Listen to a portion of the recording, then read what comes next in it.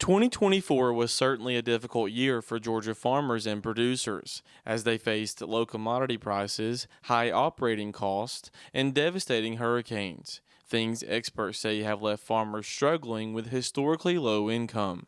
The real challenge at the beginning of the year was lower prices and crop prices in particular compared to livestock prices. And they were falling rapidly from the 2022 highs. So the farm revenue or cash receipts was going to be down anyway. And then we were hit with natural disasters.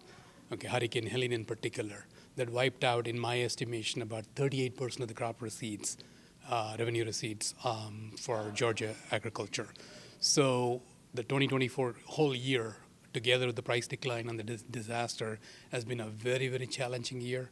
The net cash income for Georgia producers is probably going to be historically low. To make matters worse, Munasamy says that those challenges from 2024 will unfortunately carry over into this year, which will create more difficulties for producers, especially when it comes to working capital. The first thing is the low prices that I talked about at the beginning of 2024, they're going to continue into 2025. The second thing is working capital that you need to operate your farm is down 6.9% nationally.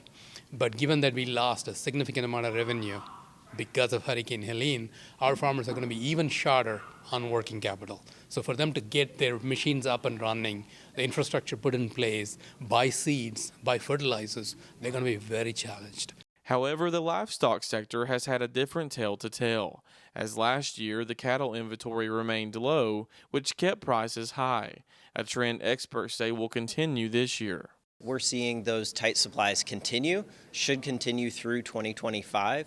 That's going to support those higher prices again going forward into 2025. We've already seen that at the cow-calf level where we're seeing prices up 15–20% year over year again at the beginning of 2025. For poultry, Secor believes the industry, as it typically does, will remain strong this year, but says there is some uncertainty as avian influenza continues to spread, which Secor says for now has continued to only affect egg prices. Because of chicken's lower price at the meat counter in grocery stores, we expect that the chicken demand is probably going to remain relatively strong. That being said, if we run into any HPAI issues, that could hurt some of the production and might raise prices going forward. The biggest effects that we're seeing right now is in eggs. Those prices have been up since about mid-November. Those have been up about 40%, depending on where you are in the country. So those prices are going to be the biggest direct effect. Usually egg layers seem to be the most impacted by HPAI.